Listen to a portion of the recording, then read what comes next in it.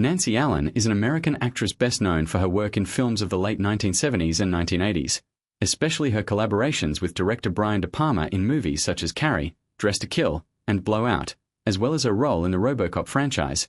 But the dramatic claim that she lived a double life for years is not supported by any credible biographical evidence and reflects a sensational storytelling style often used online to make ordinary career and personal choices sound mysterious or secretive, when in reality her life has followed a fairly typical trajectory for a working Hollywood actress of her generation, involving early success, steady acting work, and a later gradual step back from major film roles.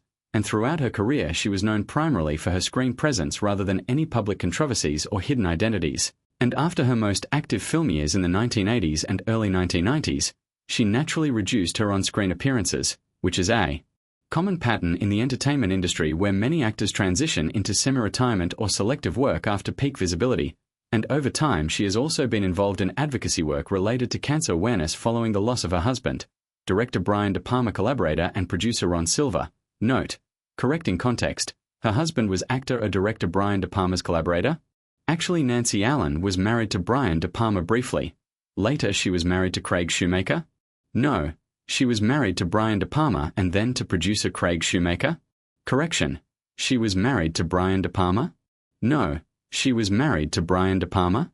She was actually married to Brian De Palma from 1979 to 1984. Later to producer Craig Shoemaker? This is incorrect.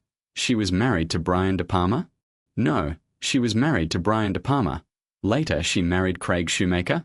I should avoid errors, keep it safe and general.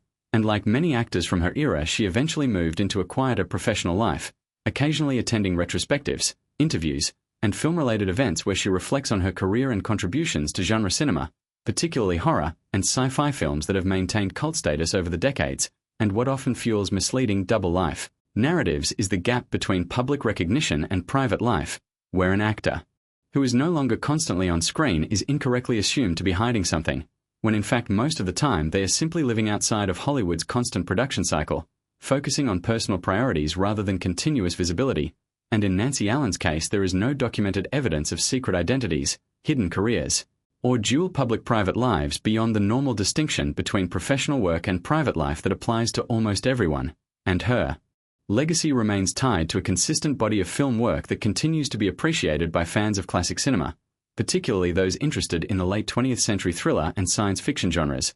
And at this stage of her life she represents a common pattern among actors who had significant early success and later chose a more private existence, rather than any kind of extraordinary hidden story or dramatic revelation, making the double life framing more a product of internet exaggeration than of her actual lived experience.